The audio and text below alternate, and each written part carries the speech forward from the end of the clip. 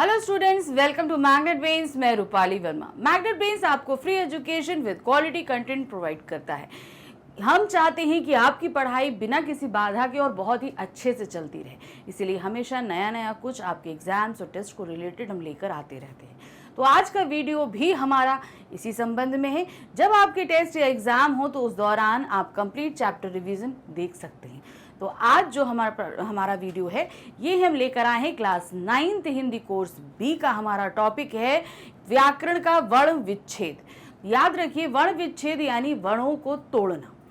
तो ये हमारा जो है ये कंप्लीट चैप्टर रिवीजन है, यानी कि फटाफट हम चैप्टर को रिवाइज कर रहे हैं।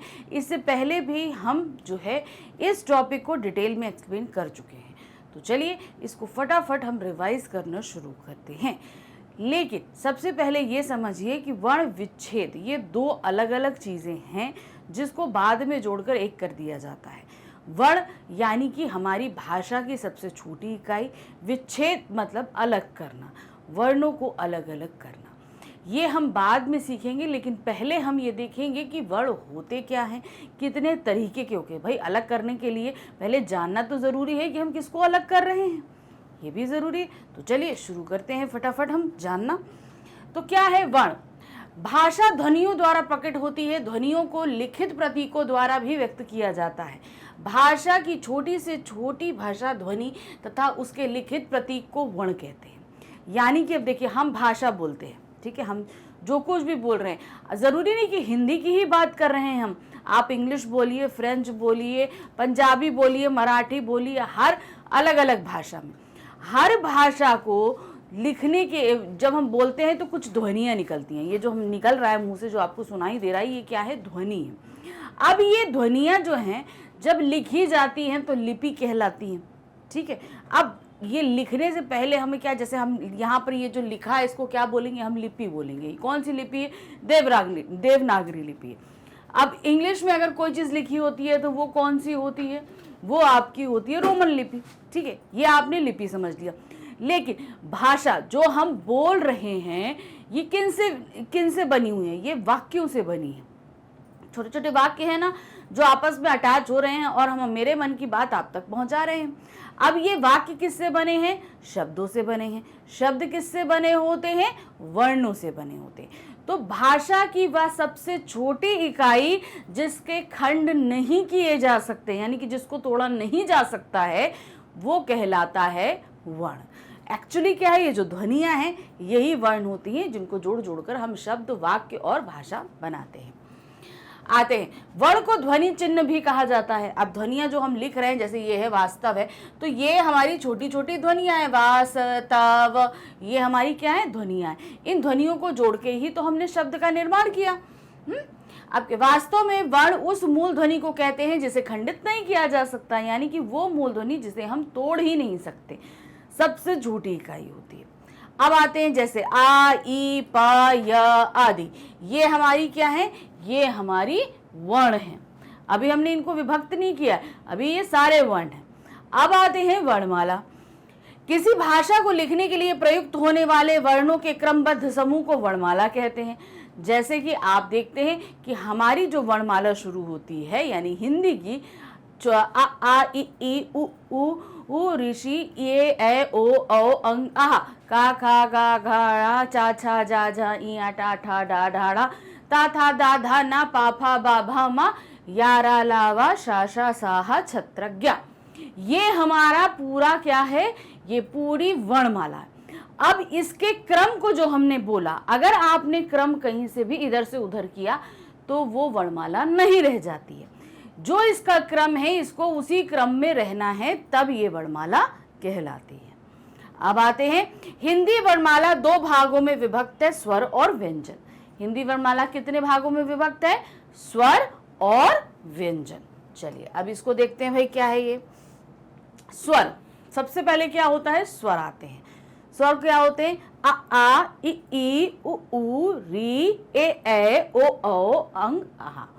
अंग आहा नहीं आता, सॉरी, ओ औ तक आता है, ठीक है। अब इसमें क्या है? देखिए, स्वर उन वर्णों को कहते हैं जिनका उच्चारण बिना अवरोध या बाधा के होता है। देखिए, हमने बोला तो कोई भी कहीं बाधा नहीं है। आ ई उ री ए ओ ठीक है, कोई बाधा मुंह में उत्पन्न नहीं हो रही, तो वो क्या कहलाता है? स्वर कहलाता है। इसके उच्चारण में किसी दूसरे वर्ण की सहायता नहीं लेनी पड़ती। जब हम इसको बोलते हैं तो हमें इसको बोलने के लिए किसी दूसरे वर्ण की सहायता नहीं लेनी पड़ती है। ये स्वतंत्र होते हैं। देवनागरी वर्णमाला में निम्नलिखित 11 स्वर हैं। अब 11 स्वर क्या हैं? आ इ ई उ ऊ री ए ओ औ। ये 11 स्वर हिंदी वर्णमाला में बोले जाते हैं। ठीक है, ये सिंपल हो गए। तो स्वर वह है जो मुख से बिना किसी बाधा के बाहर आए और जिनको बोलने में किसी की भी सहायता, किसी भी वर्ण की सहायता ना लेनी पड़े, वह स्वर होते हैं। हिंदी वर्णमाला में स्वरों की संख्या 11 होती है। स्वर का व्यंजनों के साथ प्रयोग करते समय उनके यथारूप प्रयुक्त किया जाता है, बल्कि उनकी निम्नलिखित मात्राओं यानी चिन्हों का प्रयोग किया जाता है। अब आप देखते हैं, स्वर की ही मात्राएं बनती हैं। ठीक है, कैसे बनती है? देखिए, छोटा आ की कोई मात्रा नहीं है। क्यों? क्योंकि वो हर व्यंजन के साथ जुड़ा होता है ऑटोमेटिकली।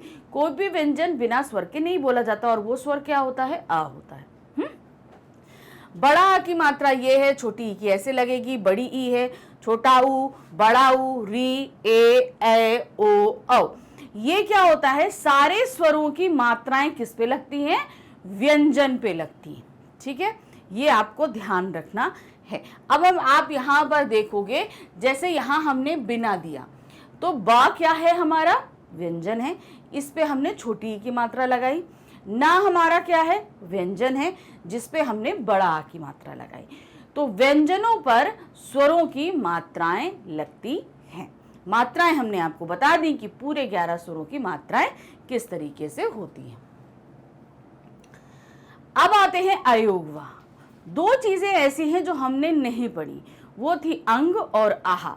ये हमारी किस में आती हैं? अयोगवाह में आती हैं। हिंदी में अंग आहा ध्वनियां अयोगवाह मानी जाती हैं। वास्तव में अंग और आहा ध्वनियां ना तो पूरी तरह स्वर हैं और ना ही व्यंजन है, इसीलिए इन्हें ना स्वर में शामिल किया गया है और ना ही व्यंजन में शामिल किया गया है। किंतु ये स्वरों के सहारे न चलती हैं। आचार्य किशोरीदास बाजपेयी ने इन्हें अयोगवाह कहा है। अब क्या करें, ये स्वरों के सहारे नहीं चलती, इसलिए ये अयोगवाह के अंतर्गत आ जाती है, क्योंकि ये बिना किसी के योग किए ही साथ रहते हैं, अर्थात अर्थवहन करते हैं। हिंदी वर्णमाला में इनका स्थान स्वरों के बाद और व्यंजनों से पहले निर्धारित किया गया है। अब देखिए क्या होता है, हमने ये तो बोल दिया कि वर्ण हमारे 2 खंडों में विभक्त हैं, लेकिन अयोगवाह जो है वो दोनों के बीच में आता है, स्वर और व्यंजन के बीच में आता है। क्यों? क्योंकि ये ना स्वर में शामिल करने योग्य हैं और ना ही ये व्यंजन में, इसलिए इनकी अलग ही कैटेगरी बना दी गई, जिसे हम बोलते हैं अयोगवाह। अयोगवाह भी 3 तरह के होते हैं, अनुस्वार, अनुनासिक और विसर्ग। ठीक है, ये क्या है इन्हें हम आपको अभी आगे बताएंगे। अब आते हैं हम व्यंजन पे। हमने स्वर देख लिया, अयोगवाह देख लिया। अयोगवाह हमारे क्या थे? अंग और आहा। अब आते हैं हम व्यंजन पे। व्यंजन क्या होते हैं? जिन ध्वनियों के उच्चारण में हवा मुख विवर से अबाध गति से नहीं निकलती, अर्थात जब इन्हें हम बोलते हैं तो हवा जो है वो कहीं ना कहीं रुकावट महसूस करती है। जैसे हमने आ बोला, ई बोला, तो ये बिना किसी रुकावट के बाहर आ रही थी। लेकिन अब जब हम व्यंजन बोलेंगे तो कहीं ना कहीं जो हवा है वो रुकावट पैदा करेगी। फिर क्या है? वरण उसमें पूर्ण या अपूर्ण अवरोध होता है, कहीं बहुत ज्यादा अवरोध होता है, कहीं थोड़ा सा अवरोध होता है, तो वो क्या कहलाते हैं? व्यंजन कहलाते हैं। दूसरे शब्दों में वे ध्वनियां जो बिना स्वरों की सहायता नहीं उच्चरित होती हैं व्यंजन कहलाती हैं। अब इसको एक और भाषा में समझिए, वो भाषा है कि वे ध्वनियां, वे वर्ण जो बिना किसी स्वर की सहायता के नहीं बोले जा सकते, वह क्या कहलाते हैं? वह व्यंजन कहलाते हैं। प्रत्येक व्यंजन के उच्चारण में आ ध्वनि छिपी रहती है। हमने अभी आपको थोड़ी देर पहले बताया था, हम कोई भी व्यंजन बोले उसमें आ ध्वनि जरूर छिपी रहती है। अब कैसे? देखिए, अब इसको बोलिए, आप अपने मुंह से बोलिए, का, खा, गा, सबके अंत में देखिए आ जरूर निकलता है। ठीक है, अब इसमें से अगर हम आ अलग करें तो क्या होगा? जैसे अब यहाँ पे का और खा दिया गया, मान लीजिए सपोज चा है, ठीक है। अब इस चा में क्या हम बोल रहे हैं? चा, आ निकल रहा है ना। अब अगर इसमें से हमको आ अलग करना हो तो हम क्या करेंगे, तो हम सबसे पहले क्या करेंगे, चा लिखेंगे, उसके नीचे हलंत लगाएंगे और प्लस करके आ कर देंगे। ठीक है, हमने चा से आ को अलग कर दिया। ये हलंत क्या है, ये व्यंजन को क्या कर देता है, स्वर रहित कर देता है, यानी कि इसमें से हमने स्वर को हटा दिया, तो च हो गया, चा नहीं हुआ, क्या हुआ, च हो गया। हाँ, उसमें से हमने आ को हटा दिया। तो ये इस तरीके से चलेगा जैसे अभी हमने आपको यहाँ पर बताया, का प्लस आ का, खा प्लस आ खा। तो इसमें से अब यानी क ख ये होगा। अगर बोलेंगे का खा, ये इस तरीके से आता है अगर इसमें व्यंजन आपके स्वर जुड़े होते हैं व्यंजन में। हिंदी वर्णमाला में व्यंजनों की संख्या 33 मानी गई है। अब देखिए 11 स्वर हैं और 33 व्यंजन हैं। द्विगुण व्यंजन डा ढ को जोड़ देने पर इनकी संख्या 35 हो जाती है। हिंदी वर्णमाला में निम्नलिखित व्यंजन है। अब देखिए व्यंजन क्या हैं। अब सबसे पहले हम देखते हैं का वर्ग, का खा गा घा णा, फिर चा वर्ग च छ ज झ इया, टा वर्ग टा ठा डा ढाड़ा। अब देखिए ये टा ठा डा ढाड़ा तक आया और फिर उसके बाद क्या होता है, ये और टा और डा जो है ये हमने बिंदी लगा के पढ़ते हैं ना, ठीक है ना, ये वाले वो आते, तो इनको दो अलग अगर हम जोड़ देते हैं तो संख्या 35 हो जाती है, नहीं ऐसे तो 33 रहती है। फिर आते हैं ता वर्ग, त थ द ध न, प पा फ ब भ म। तो ये जितने भी हैं आपके, ये सभी क्या कहलाते हैं, स्पर्श व्यंजन। ठीक है, ये ध्यान रखिए, ये सभी हमारे क्या कहलाएंगे, स्पर्श व्यंजन। ये 5 वर्ग में बटे होते हैं, का वर्ग, चा वर्ग, टा वर्ग, ता वर्ग और पा वर्ग, और हर किसी के अंदर 5-5 वर्ण लिए जाते हैं। तो ये हमारे हो गए क्या, स्पर्श व्यंजन। ध्यान रखिए ये 5 वर्ग हमारे स्पर्श व्यंजन के अंतर्गत आते हैं। अब आगे आते हैं, इसके बाद आता है हमारा अंतःस्था व्यंजन। अच्छा एक मिनट, एक चीज आपको हम बताना भूल गए, ये जो हमारा स्पर्श व्यंजन है इसको स्पर्श व्यंजन क्यों बोलते हैं, क्यों, क्योंकि इसमें हवा जो है वो कहीं ना कहीं टच करके निकल रही होती है हमारे मुंह में से। जैसे हम बोल रहे हैं का खा गा घा, ये क्या है, कंठ से निकल रही है। ठीक है, उसी तरह आप आओ, फिर यहाँ पे आते हैं ता था दा धा ना, ये जीभ से टकरा रही है। फिर जीभ और दंत, दांत है ना, फिर आप आइए प फ ब भा, ये होठों से टकराए, तो इनको स्पर्श व्यंजन इसलिए बोलते हैं क्योंकि यह मुख में हवा कहीं ना कहीं अवरोध उत्पन्न यानी स्पर्श करते हुए सह चलती है, इसलिए इन्हें स्पर्श व्यंजन कहते हैं। नेक्स्ट आते हैं अंतःस्था व्यंजन। अंतःस्था व्यंजन क्या होते हैं, या रा ला वा, ये क्या होता है, इसमें हम हवा अंदर की तरफ खींचते हैं और मुंह के अंदर ही बोले जाते हैं। इसमें हवा हम बाहर की तरफ नहीं निकाल रहे, क्या है, हम अंदर की तरफ ही रख रहे हैं। या रा ला वा, इसको बोलते समय देखिए आप सांस भी नहीं ले पाएंगे, इसका मतलब क्या है, इसको हम अंदर, इसलिए इसको हम क्या बोलते हैं, अंतःस्था व्यंजन। दूसरा आता है ऊष्म व्यंजन, श स श ह, ये क्या होते हैं भाई, स श स ह, ये कहलाते हैं ऊष्म व्यंजन क्योंकि इनको बोलने में मुंह के अंदर थोड़ा सा घर्षण यानी रगड़ पैदा होती है, जिसके कारण गर्मी पैदा होती है, इसलिए इसे बोलते हैं ऊष्म व्यंजन।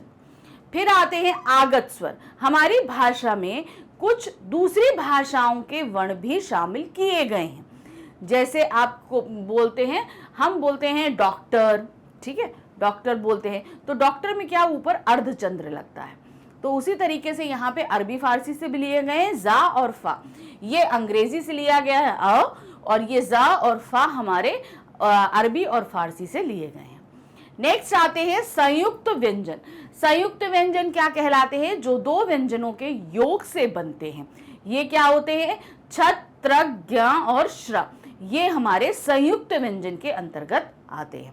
अब देखिए आप शा कैसे बनता है, का प्लस शा छा बनता है, त्रा ता बनता है ता प्लस रा, ज्ञा बनता है जा प्लस इया, शा बनता है शा प्लस रा, ये इस तरीके से बनता है, ध्यान रखिएगा। ओके, तो ये आपके हो गए संयुक्त व्यंजन। आप ध्यान रखिए हमारे व्यंजन कौन कौन से हुए, कौन कौन से हुए? स्पर्श व्यंजन, अंतःस्था व्यंजन, फिर उसके बाद ऊष्म व्यंजन और संयुक्त व्यंजन। ये आगत वर्ण अलग से आते हैं, ठीक है। तो ये हमारे 4 प्रकार के व्यंजन होते हैं। अब आते हैं हलंत या हल चिन्ह। अब आपने देखा था हर जगह हम व्यंजन के नीचे हलंत लगा रहे थे। ये क्या होता है? नीचे एक तिरछी रेखा, जिससे ये खींची हुई है, इसको नीचे एक तिरछी रेखा को हलंत या हल चिन्ह कहते हैं, जिसका अर्थ है कि व्यंजन में स्वर वर्ण का बिल्कुल अभाव है, यानी कि वो व्यंजन जिसमें से हमने स्वर को हटा दिया है, या व्यंजन आधा है। यदि व्यंजनों को अपने मूल रूप में दिखाना हो तो उसे हलंत या हल चिन्ह दिखाना होता है, अतः हलंत स्वर रहित होने का चिन्ह होता है। अब क्या होता है, जैसे आप यहाँ पर बोलते हो क्यारी, ठीक है, हमने क्या बोला? क्यारी। अब ये क्यारी में आप देख रहे हो आधा का है, तो ये आधा का क्यों है? कारण है कि इसमें से का हट चुका है, ठीक है। क्या हुआ है? का इसमें से हट चुका है, यानी कि ये आपका आधा इसलिए है क्योंकि इसमें से हमने स्वर को हटा दिया है। अब यहाँ पर हम आएंगे तो ये देखिए या है, या पूरा था, हमने हलंत लगा दिया। अब इसमें से बड़ा की मात्रा थी, हमने बड़ा लगा दिया। फिर उसके बाद आया रा है, रा में से भी हमने व्यंजन को हटा दिया, स्वर को हटा दिया। और इसमें क्या था हमारा? बड़ी की मात्रा लगी थी, तो हमने इसमें बड़ी की मात्रा लगा दी। अब समझ में आया कि क्या होता है जब आधा व्यंजन कहीं पर होता है, ठीक है। तो उसका मतलब होता है कि वहां से हमने स्वर को हटा दिया है। बेसिक चीज है कि हमने स्वर को हटा दिया, अब उसमें स्वर नहीं बचा है। अब आते हैं अनुस्वार। अभी हमने बताया था ना, हमारे अयोगवाद हमारे अयोगवाद 3 तरह के होते हैं, अनुस्वार, अनुनासिक और आपका विसर्ग। तो यहाँ पर क्या है, आप आ रहे हैं अनुस्वार बिंदी, यानी कि आप बहुत से शब्दों के ऊपर बिंदी देखते हो, तो ये बिंदी क्या हमारी कहलाती है? अनुस्वार कहलाती है। अनुस्वार एक व्यंजन ध्वनि है, इसके उच्चारण में नाक से अधिक सांस निकलती है और मुख से कम। जब आप बोलोगे तो इसमें नाक से जो है वो हवा ज्यादा निकलेगी और मुख से उतनी नहीं निकलती। जैसे क्या है, अंक, अंश, पंच, अंग, तो ये जो बिंदी लगी है ये हमारा क्या है? अनुस्वार बिंदी है। अनुस्वार की ध्वनि प्रकट करने के लिए वर्ण पर बिंदु लगाया जाता है। अनुस्वार को वर्णमाला का पंचम वर्ण भी कहा जाता है। अब ये क्या होता है? अभी तो हमने बताया था ये क्या होते हैं? अयुग्वाह होते हैं। तो देखिए अंग जो होता है, जैसे हमने बताया था अंग और आहा, ठीक है, ये बताया था ना। तो ये जो अंग है ये आपका अनुस्वार बिंदु कहलाता है। लेकिन इसके अलावा बहुत से शब्द ऐसे हैं जिनमें बिंदी लगती है मगर वो अनुस्वार नहीं होते। अब ये क्या चीज होती है अभी बताते हैं। ये होते हैं हमारे स्पर्श व्यंजन, हमने पढ़े थे, याद है? स्पर्श व्यंजन के पांचों के पांचवें वर्ण, ठीक है। आप क्या था? रा, इया, याद आया? रा, इया, मा, ना, ये सभी हमारे क्या होते हैं? ये इनको हम बिंदी में बदल सकते हैं जब इसमें हमारा स्वर नहीं लगता। कैसे? ये देखते हैं। देखिए पंचम वर्ण कहा जाता है, इसका प्रयोग स्वर रहित नासकीय व्यंजन अर्थात पंचम वर्ण रा, इया, डा, ना, मा के स्थान पर होता है। अब कैसे होता है? देखिए यहाँ पे अभी आपको बताया गया, ये देखिए रा है, ये का वर्ग में आता है। अंग, अंगन, इसको आप यहाँ पर क्या था, ये रा जो है इसको आधा किया गया है, ठीक है। क्या किया गया? इसको आधा किया गया। जो हमने ये पढ़ा था ना, ये पढ़ा था, ठीक है। पंचम वर्ण था, का, खा, गा, घा, ड़ा, उसका ये पंचम वर्ण था। अब इसमें चूंकि हमने हलंत लगा दिया तो ये क्या हो गया? आधा हो गया। इसमें से हमने स्वर को निकाल दिया, तो स्वर इसमें क्या था? जब ये होता है तो इसमें जब आ जुड़ा होता है तो ये क्या बन जाता है? ना, ठीक है। अब चूंकि हमने क्या किया, अब हमने इसमें से आ को निकाल दिया, यानी कि हमें सिर्फ इसको इस्तेमाल करना है। तो अब हम क्या करेंगे, जब हम लिख रहे हैं अंग, ठीक है, तो अब ये आधा हो गया तो हमने इसको स्वर के ऊपर लगा दिया। उसी तरह देखिए ये पंख है, ये भी हमने रंग किया, इसको लगा दिया। उसी तरह यहाँ पे आया इया, अंचल, ये देखिए चंचल। अब इसको हम थोड़ा सा और आपको इजी वे में बताते हैं। ये देखिए ये इया है, चा वर्ग है चंचल, तो ये कैसे होता है, मूल रूप इसका ये है, हम क्या लगा देते हैं, नासिकीय बिंदी लगा देते हैं, इसलिए ऐसे बन जाता है चंचल। ये देखिए प्रेरणा, चंडी, पाखंड, देखिए पाखंड ऐसे भी लिखा जाता है, ऐसे भी लिखा, दोनों ही सही है। बस सिर्फ क्या था, हमने वहां पे आधा व्यंजन लगाया और यहां पर हमने क्या लगा दिया, हमने उसकी जगह ऊपर बिंदी लगा दी। अब आते हैं अनुनासिक या चंद्र बिंदी। ठीक है, अब हम कई जगह हम चंद्र बिंदी भी देखते हैं, तो वो क्या होता है, आप जैसे ये चंद्र बिंदी का इस्तेमाल करते हैं हम, तो ये हमारा कहलाता है अनुनासिक में। अनुनासिक या चंद्र का प्रयोग उच्चारण की उस अवस्था में होता है जब मुख और नाक दोनों से हवा निकले। अभी क्या था, अनुस्वार में हम क्या कर रहे थे, अनुस्वार में हमारा हो रहा था मुख से कम और नाक से ज्यादा ध्वनि निकल रही थी हवा, लेकिन अनुनासिक में आपका दोनों जगह से हवा निकलती है, इक्वल बराबर निकलती है। तो क्या है, लेकिन नाक से बहुत कम और मुंह से अधिक सांस निकलती है। अब इसको पलट दीजिए, क्या होता है, अभी क्या था, मुंह से कम निकल रही थी, नाक से ज्यादा, अब क्या है, नाक से कम निकलेगी और मुंह से ज्यादा, तब वहां पर चंद्र बिंदी लगती है, तो उसको हम क्या बोलते हैं, अनुनासिक। कैसे, देखिए चंद्र बिंदु या अनुनासिक का प्रयोग प्रायः सभी स्वरों के साथ होता है, कोई भी स्वर के साथ हम कर सकते हैं। जिन स्वरों की मात्रा में शिरोरेखा है वहां पे अनुनासिक का प्रयोग अनुस्वार के रूप में होता है। जैसे हम बोलते हैं चिड़िया, ठीक है, अब यहां पे बताया गया ना, आपको एक बताया गया है चिड़िया, एक होती है तो चिड़िया, बहुत सारी है तो क्या, चिड़िया आपकी बहुवचन में। अब उसी जगह एक और आता है चिड़ियों, ठीक है, यहां में हमारा क्या लगता है, ओ की मात्रा, तब चंद्र बिंदी हमारी बिंदी में बदल जाती, क्योंकि अब इसी के साथ अब क्या होता है, यहां पे जब हम चिड़ियों लिखते हैं ना, देखिए ऐसे,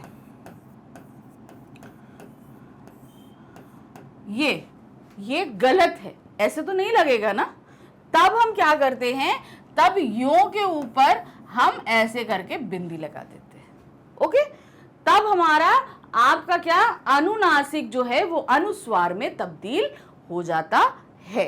ये कुछ बेसिक नियम है जिन्हें आपको याद रखते हुए चलना है कि जब ऊपर शिरोरेखा के ऊपर, यानी शिरोरेखा क्या होती है, जो हम ऐसे करके ऊपर की तरफ जो लाइन खींचते हैं उसको शिरोरेखा कहते हैं। शिरोरेखा के ऊपर अगर एक साथ दो नहीं लग सकती, एक साथ दो मात्राएं तो लग ही नहीं सकती। आप किसी में ई और ओ की मात्रा एक साथ लगाते हो, नहीं लगाते। उसी तरीके से हम यहाँ पर आपका अनुनासिक और ओ की या ए की मात्रा एक साथ नहीं लगाएंगे, उस जगह वो बिंदी में बदल जाती है, यानी उस समय वो अनुनासिक बन जाती है। ओके, अनुनासिक जो है वो अनुस्वार में तब्दील हो जाती है। अब है निर्नुनासिक, क्या है, निर्नुनासिक, ये क्या चीज होती है, जिन स्वरों के उच्चारण में हवा केवल मुंह से निकले उन स्वरों को निर्नुनासिक कहते हैं, यानी कि जिनमें हवा सिर्फ मुंह से निकल रही है वो आपकी क्या कहलाती है, स्वरों की बात कर रहे हैं, वो निर्नुनासिक कहलाते हैं। जिसमें क्या है, अ आ इ ई आदि। अब इसमें देखिए सभी है, अ आ इ ई उ ऊ री ए ओ ओ, सभी में क्या है, मुंह से निकलते, ये सभी क्या होते हैं, निर्नुनासिक स्वर कहलाते हैं। अब इसके बाद आते हैं आगत ध्वनियां, यानी कि वो ध्वनियां जो दूसरी भाषाओं से हमारे अंदर आई। अभी हमने आपको बताया था ना, वो था नीचे, जैसे जा और फा, उसके नीचे बिंदी लग रही थी, तो वो क्या कहलाता है, नुक्ता। क्या कहलाता है, नुक्ता। देखिए हिंदी में अंग्रेजी, अरबी, फारसी, उर्दू भाषा के कुछ शब्दों के व्यंजनों को नीचे लगने वाली बिंदु यानी नुक्ता जो कहलाती, बिंदी नुक्ता कहलाती है। ए नुक्ता को हिंदी में पाद बिंदु भी कहा जाता है, जैसे अंग्रेजी, फैशन, गजल, इंतजाम। अब इसको पाद बिंदु क्यों कहते हैं, पाद मतलब पैरों और उसके नीचे बिंदु लगे होते हैं, इसलिए इसको पाद बिंदु भी कहते हैं। तो अब यहाँ देख रहे हैं जा, अंग्रेजी ज़, फैशन, फैशन के नीचे बिंदी आई, गजल, इंतजाम आदि। तो जहां कहीं भी आप इस तरह की बिंदी देखो नीचे लगी हुई, ठीक है। अब देखिए ड़ा और ढा में लगती है वो अलग है, वो नुक्ता नहीं है, लेकिन इस तरीके से जब आपको जा और फा के नीचे आप बिंदी लगी देखोगे तो वो कहलाता है क्या, आपका नुक्ता कहलाता है। नुक्ता प्रयोग की कुछ उदाहरणें देखिए, यहाँ पे क्या है, मेहमान नवाजी, इजराइल, इज, रिलीज, ब्लेजर, जिक्र, जिले आदि। तो ये कुछ नुक्ता के आपके पास उदाहरण थे। अब आते हैं आ यानी कि अर्धचंद्र। अभी हमने देखा था चंद्र बिंदी, यानी कि चंद्र के अंदर बिंदी थी। कुछ जगह ऐसा होता है जहां पे हम सिर्फ चंद्र लगाते हैं, ये क्या कहलाता है, अर्धचंद्र। ये भी एक आगत ध्वनि है, अर्थात दूसरी भाषा से हम में ली गई है। अंग्रेजी की कुछ ध्वनियों के लिए हिंदी में आ यानी अर्धचंद्र का प्रयोग किया जाता है, इसे अर्धचंद्र भी कहते हैं। जैसे आप देखते हैं coffee, doctor, office, ball. Mostly क्या होते हैं, अंग्रेजी के जो वर्ड हम हिंदी में लिख रहे होते हैं उनके ऊपर ही इस अर्धचंद्र का प्रयोग किया जाता है। ध्यान रखिएगा, चंद्रबिंदी अलग है और अर्धचंद्र अलग है, और अंग्रेजी के जो शब्द हम हिंदी में लिखते हैं उन्हीं के ऊपर अर्धचंद्र लगाया जाता है। क्यों? क्योंकि ये आगत ध्वनि है और अंग्रेजी भाषा से ली गई है। अब आते हैं वर्ण विच्छेद। देखिए, अब हमने वर्ण समझ लिए क्या कहते हैं, अब वर्ण विच्छेद यानी कि वर्णों को तोड़ने की विधि क्या है। वर्ण का अर्थ है अक्षर, विच्छेद का अर्थ है अलग करना, ये हमने आपको पहले ही बता दिया था। अर्थात वर्णों या अक्षरों को अलग करना ही वर्ण विच्छेद कहलाता है। रा के वर्ण विच्छेद शब्दों के लिए वर्ण विच्छेद करते समय व्यंजन के साथ लगी स्वर की मात्राओं के स्थान पर पूरा स्वर लिखा जाता है तथा व्यंजन वर्ण के नीचे हलंत लगाया जाता है। अब क्या होता है, जब हमारे पास में स्वर वर्ण आते हैं तो हम क्या करते हैं, उन्हें पूरा लिखेंगे। लेकिन अगर व्यंजन वर्ण होंगे तो उनके नीचे हलंत लगाकर उसे क्या कर देंगे, हम स्वर रहित कर देंगे। ये नियम होता है। जैसे आप देख रहे हो यहाँ पर उज्ज्वल, ठीक है। अब उज्ज्वल का ऊ क्या है, स्वर है, वो तो अपने आप में पूर्ण है, तो हमने सबसे पहले ऊ लिख दिया।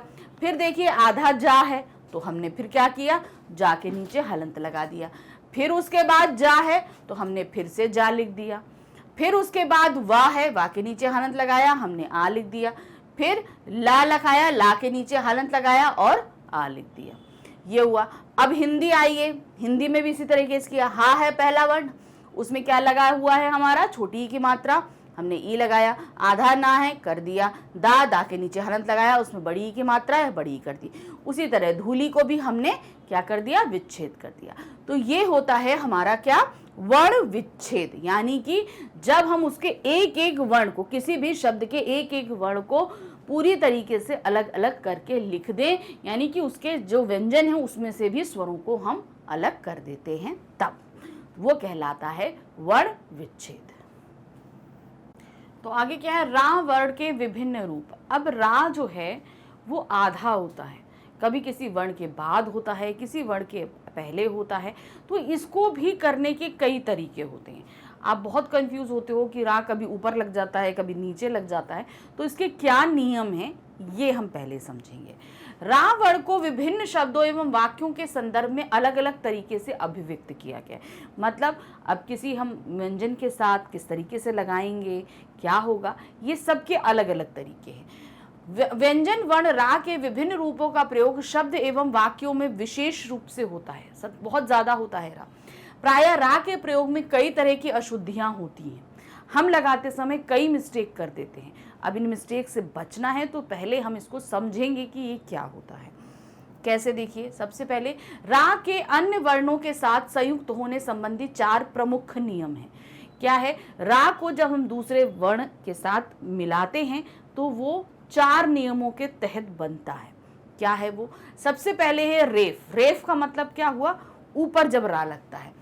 रेफ संधि में रेफ वाला रा स्वर रहित होता है और ये प्रायः अगले व्यंजन के ऊपर लगता है।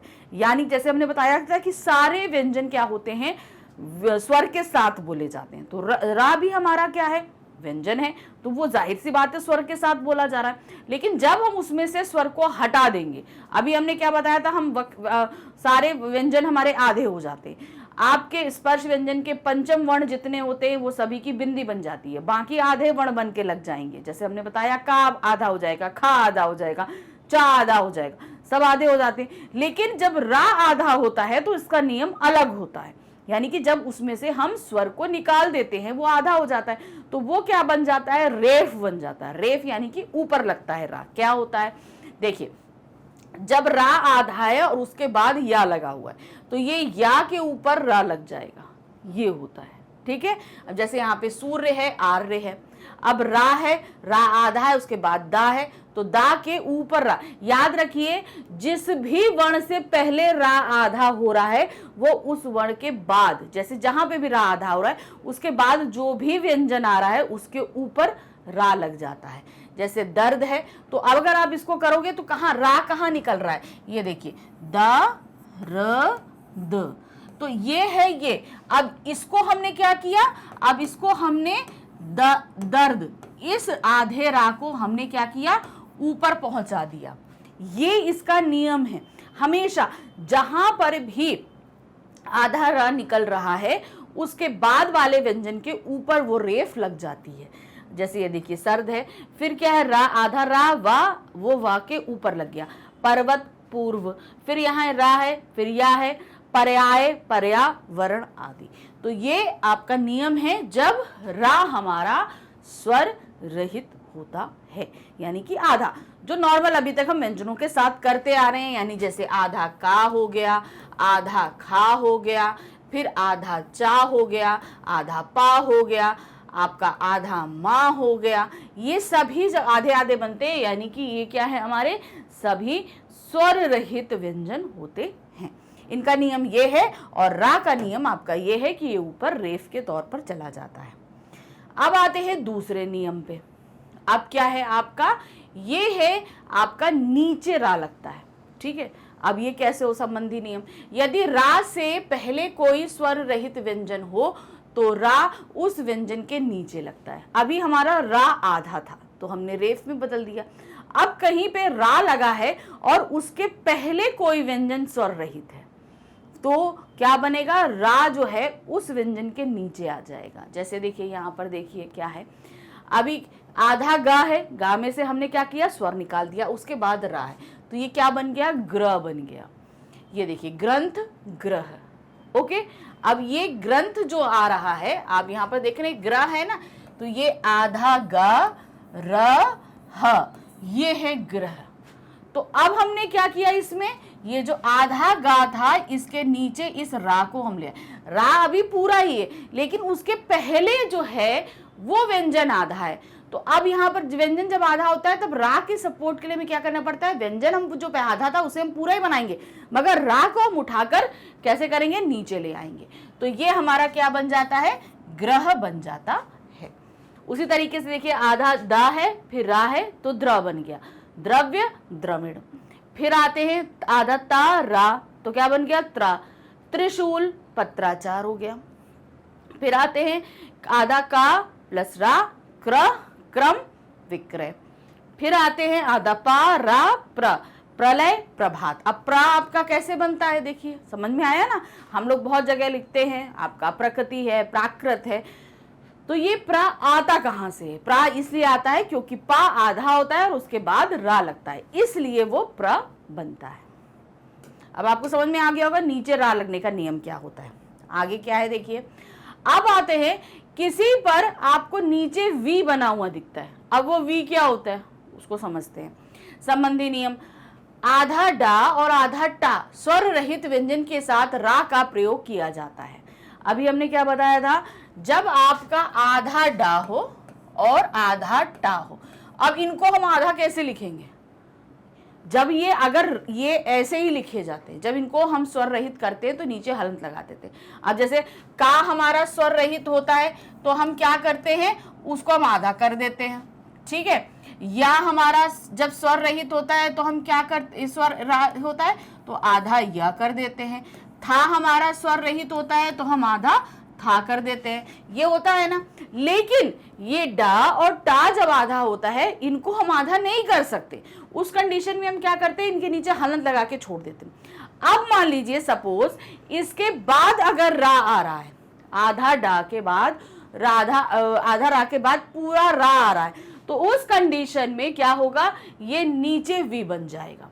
जैसे ड्रम ड्रेस, तो यहां पर क्या है, ड्र है ना, ड्र आ रहा है, देखिए ड्र ड्र, तो ड्रम क्या है, आधा डा और रा, तो उसके नीचे वो क्या बन जाता है, वी के आकार में बन जाता है। ये देखिए आधा टा होता है और फिर रा होता है, तो क्या बनता है, ट्र, ट्रेन, ट्रैफिक आदि। रा का यह रूप यानी कि वी, ये प्राय अंग्रेजी शब्दों के देवनागरी लिपि के साथ ही होता है। अब ये क्या होता है, जब क्या होता है, जो हम अंग्रेजी शब्दों को हिंदी में लिखते हैं तभी इसका उपयोग होता है। जैसे हमने बताया था आज अर्धचंद्र होता है, अर्धचंद्र भी अंग्रेजी के शब्दों को जब हम हिंदी में लिखते हैं तब होता है। उसी तरीके से इसका र का प्रयोग भी जब हम अंग्रेजी के शब्दों को हिंदी में लिखते हैं तब होता है। अब चौथा और आखिरी नियम हमारा क्या है, आधा श और आधा स स्वर रहित के साथ रा का प्रयोग होने पर क्रमशः श्रा तथा श बन जाता है, यानी कि ये ऐसे करके श बन जाता है। कैसे बनता है, देखिए श प्लस रा श्रा बनता है, ये तो हमने संयुक्त व्यंजन में देखा था, तो श्रम और श्रीमती हो गया। अगर श के बाद रा है तो वो भी क्या हो जाएगा, श्रोत श्रष्टा, उसमें भी रा नीचे लग जाता है।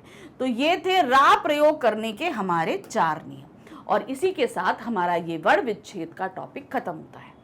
अब हमने कर तो लिया, अब कुछ एक्सरसाइज हम फटाफट कर लेते हैं। भाई जब पढ़ा है तो एक्सरसाइज करना भी जरूरी होता है हमारा ना, तो चलिए फटाफट हम कुछ एक्सरसाइज भी कर लेते हैं। देखिए क्या है पहला प्रश्न, निम्नलिखित शब्दों में अनुस्वार का प्रयोग कीजिए। अब कुछ शब्द आपको दिए गए हैं, इसमें अनुस्वार लगाना है। अनुस्वार क्या होता है, हमारा बिंदी जो ऊपर लगती है अंग की बिंदी, उसको अनुस्वार कहते हैं। जैसे ये देखिए तंदूर, तो हमने क्या बोला था, पंचम वर्ण जो होता है वो क्या होता है, बिंदी में तब्दील होता है। ये देखिए तंदूर हो गया।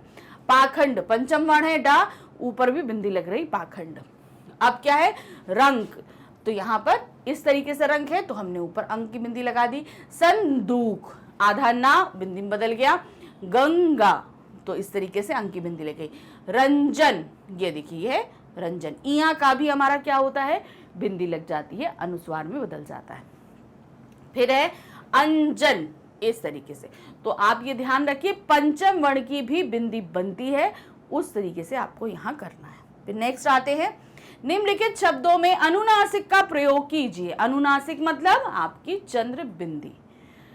इसका नियम हमने बताया था, जब अगर ऊपर शिरोरेखा से ऊपर कोई भी मात्रा होगी तो उसके साथ आपका अनुनासिक की जगह अनुस्वार हो जाता है। क्या है पहले, परेशानियां, तो परेशानियां या निकल रहा है तो चंद्रबिंदी ले गई। धुआं हो गया, सुर्खियां हो गया, चिड़िया चिड़िया। फिर है आंख, आंख, कहानियां कहानियां। तो इस तरीके से हमारा क्या हो गया, सभी जगह ऊपर अनुनासिक हमने लगा दिया। नेक्स्ट आते हैं, निम्नलिखित शब्दों में उचित स्थान पर नुक्ते का प्रयोग कीजिए। नुक्ता क्या है, आगत ध्वनि है, ये अरबी फारसी भाषा से लिया गया है और ये किसके नीचे लगता है, जा और फ के नीचे बिंदी जो होती है उसको नुक्ता बोलते हैं। क्या है, नजर, नजर नहीं होता नजर होता है। अब बोलने में भी फर्क हो, नजर नजर, ये फर्क। तकदीर तकदीर। फिर है काफी काफी। जमाना जमाना, जमाना जमाना। फिर क्या है, सब्जी सब्जी सब्जी। तो ये होता है फर्क, इसमें जब नुक्ता बोलते हैं ना तो जबान जो है वो हल्की घर्षण में आती है, ये ध्यान रखिएगा। नेक्स्ट आते हैं, निम्नलिखित शब्दों का वर्ण विच्छेद कीजिए। अब आपके सामने कुछ दिए हैं, मनुष्य, पहचान, कवियत्री, स्वाभाविक और परीक्षा, इन सभी के वर्ण विच्छेद करने हैं। तो ध्यान से देखिए क्या है, मनुष्य, तो माँ हलंत लगाया आ, ना हलंत लगाया ऊ, आधा शा है, फिर या में हलंत लगाया आ, तो ये हो गया मनुष्य। याद रखिए हर व्यंजन के साथ अगर कोई मात्रा नहीं, अगर मात्रा है तो उसको हम क्या करेंगे, स्वर में तब्दील कर देंगे, और अगर मात्रा नहीं है तो आ को हम निकाल कर अलग कर देंगे। वर्ण विच्छेद करते समय ये बेसिक नियम होता है। फिर आते हैं पहचान, तो प ह, आधा हा, आ, आधा चा, बड़ा आ लगा, चा में आ की मात्रा थी तो हमने बड़ा आ लगा दिया, आधा ना आ, पहचान हो गया। अब क्या है, कवयित्री, क्या है, का के साथ आ की अलग किया, फिर वा के साथ हमने आ अलग किया, फिर या के साथ हमारी क्या थी, छोटी ई की मात्रा थी, हमने लगाया, फिर ता। अब त्रा कैसे बनता है, आधा ता और आधा ता और रा से, तो अब उसमें हम क्या करेंगे, आधा ता और आधा रा, क्योंकि उसमें ई की मात्रा लगी है तो हमें उसे भी अलग करना है, तो हमने बड़ी ई की मात्रा अलग कर दी। स्वाभाविक, आधा सा, वा में आ की मात्रा, आधा भा, आ की मात्रा, वा में आपकी छोटी की मात्रा, का में आ। तो ये हो गया। फिर है परीक्षा, प प्लस आ, रा में बड़ी की मात्रा, का प्लस, अब शा हमारा संयुक्त व्यंजन है तो शा, का प्लस शा बनता है, तो हमने का किया और फिर शा और बड़े आ की मात्रा लगा दी। तो इस तरीके से हमारा वर्ण विच्छेद हो गया। नेक्स्ट आते हैं, निम्नलिखित शब्दों के शुद्ध रूप लिखिए। देखिए बहुत से शब्द ऐसे हैं जिन्हें हम अनजाने में ही अशुद्ध लिख देते हैं, हमें नहीं पता होता। क्या होता है? चिन्ह, ठीक है, तो ये लिखा ऐसे जाता है चिन्ह। फिर है परीक्षा, परीक्षा नहीं होता है, परीक्षा होता है, ठीक है। औद्योगिक नहीं होता है, औद्योगिक होता है। व्यवहारिक, तो क्या है? व्यावहारिक होता है, व्यवहारिक नहीं होता है, व्यावहारिक होता है। अग्रिम, तो अग्रिम में अग्रिम, आधा गा आ रहा है तो रा नीचे लगेगा, ना कि रेफ के तौर पे ऊपर लगेगा, तो क्या होगा? अग्रिम। हिरण नहीं होता है, हिरण होता है। ना नहीं, हिरण नहीं बोलते हम, क्या बोलते हैं? हिरण, ड़ लगता है। फिर है नक्षत्र, नक्षत्र नहीं होता है, नक्षत्र होता है। फिर आते हैं ऐश्वर्य, तो अब यहां पर क्या होगा? अब रा आधा है तो यहां पर क्या लगेगा? वो रेफ के तौर पे ऊपर जाएगा, तो ऐश्वर्य ऐसे हो जाएगा। फिर क्या है? बाह, तो आपका बाह होगा। फिर है आध्यात्म, आध्यात्म नहीं होता, अध्यात्म होता है, आध्यात्म नहीं होगा, क्या होगा? अध्यात्म होता है। इसीलिए बोलती हूं हिंदी हमेशा जब तक आप सही से प्रोनाउंस नहीं करेंगे आप कभी नहीं लिख पाएंगे। सबसे पहला है हिंदी को सही से प्रोनाउंस करना। जब तक उसे हम सही से नहीं बोलेंगे, याद रखिए हम मिस्टेक करते रहेंगे हमेशा लिखने में। ये बेसिक नियम है हिंदी के साथ में। नेक्स्ट आते हैं, निम्नलिखित शब्दों में रा का उचित प्रयोग करना है। अब रा हमने सीखा था ना, कई नियम थे, तो अब क्या है? चम, तो नहीं होगा, चर्म होता है। प्रसाद नहीं होता है, प्रसाद होता है। द्रोण नहीं, द्रोण। कृत्य, कत्य नहीं होता, कृत्य होता है। क्या होता है? कृत्य, कोई काम को करना। कम नहीं, क्रम। टाली नहीं, ट्रॉली। डिल नहीं, ड्रिल। पमाण नहीं, प्रमाण। वज, व्रज। पर्याप्त होता है, पर्याप्त। इस तरीके से ये हमारे रा के अलग, रा और री का, यहाँ पे सॉरी, यहाँ पे देखिए री की मात्रा भी आई। ये क्या है? री से ऋषि की मात्रा है, ठीक है।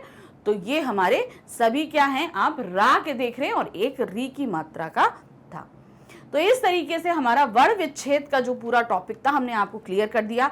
वर्ण किस किस तरीके से, तो क्योंकि वर्ण जानना जरूरी होता है, हमने सभी क्लियर कर दिया।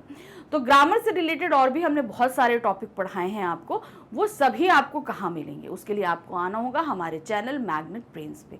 जब आप यहाँ पर आएंगे तो इंग्लिश K to 12 आपको मिलेगा। सिंपल आपको इसे क्लिक करना है, क्लिक करते हैं आपकी क्लासेस, सारी क्लासेस सामने आएंगी। आपकी क्लास आएगी 9th, इसे आप सेलेक्ट करेंगे। सेलेक्ट करते हुए 9th में पढ़ाए जाने वाले सभी सब्जेक्ट्स आपके सामने होंगे। तो हम जो टॉपिक पढ़ रहे हैं कहाँ है? वो है हिंदी ग्रामर में। तो ये रहा हिंदी ग्रामर, यहाँ नीचे का लिखा है वॉच नाउ, इसे क्लिक करेंगे। क्लिक करते ही आपके सामने हिंदी ग्रामर की पूरी प्लेलिस्ट होगी। प्लेलिस्ट में आपको सभी टॉपिक्स दिए हैं, जो भी टॉपिक पढ़ना है आपको क्लिक करना है। क्लिक करते ही आपके सामने क्या होगा? इस तरीके से वीडियो स्टार्ट होगा। वीडियो देखिए, टॉपिक को अच्छे से समझिए। ग्रामर में ये ध्यान रखिए, जब तक आपके लिए टॉपिक क्लियर नहीं होता आप कहीं ना कहीं मिस्टेक करते रहेंगे। तो टॉपिक जब आपका अच्छे से क्लियर हो जाएगा तो क्वेश्चन कहीं से भी पूछ लीजिए, आप आराम से कर लेंगे।